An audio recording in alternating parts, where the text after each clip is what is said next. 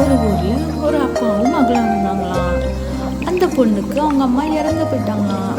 அந்த சோகம் தாங்க முடியாமல் தினமும் அவள் அங்கே இருக்கிற ஒரு ஆற்றுக்கிட்ட போய் அங்கே இருக்கிற மீனுங்கள்கிட்ட பேசிக்கிட்டே இருப்பாளாம்.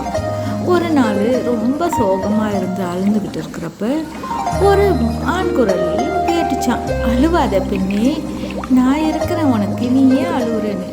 அவள் பயந்து போய் அக்கம் பக்கம்லாம் திரும்பி பார்த்தாளாம். அப்போ பார்த்தா அந்த மீன்லேருந்து ஒரு மீன் அவகிட்ட பேசிச்சான். அவள் கேட்டாலாம், "யார் நீனு?" "இல்லை, நான் தினமும் பார்க்குறேன் நீங்கள் வந்து அழுவுற, ஏன்?" அப்படின்னு. "இல்லை, எங்கள் அம்மா இறந்துட்டாங்க, எனக்கு அப்பா வந்து வேலைக்கு போயிடுறாரு, எனக்கு ஒண்டியாக இருக்க ரொம்ப கவலையாக இருக்கிறதுனால நான் இங்கே வரேன்" அப்படின்னு சொல்லிட்டான். "அப்போனா நீ தினமும் இங்கே வா, என்கிட்ட பேசிக்கிட்டு இரு, அப்பா வர நேரத்தில் நீ வீட்டுக்கு போயிருன்னு சொன்னிச்சான் அந்த மீன். அதோட அந்த மீனும் இவளும் ரொம்ப நண்பர்கள் ஆயிட்டாங்களாம். தினமும் அந்த மீனுக்கிட்ட வந்து அவளோட மனக்குறையெல்லாம் சொல்லுவாளாம். அவள் ரொம்ப சந்தோஷமாக இருந்தாளாம்.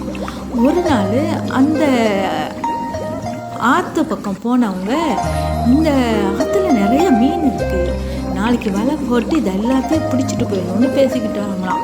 உடனே இவளுக்கு ரொம்ப கவலையாயிருச்சான்.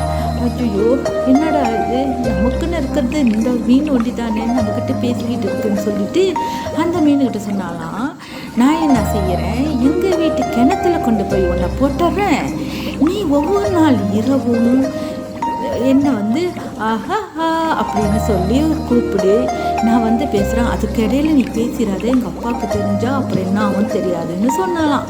இந்த மீனும் சரின்னொன்னே அவள் மறுநாள் ஒரு குடத்துல அந்த மீனை எடுத்துகிட்டு போய் அவள் வீட்டு கிணத்துல போட்டு வச்சுட்டாலாம்.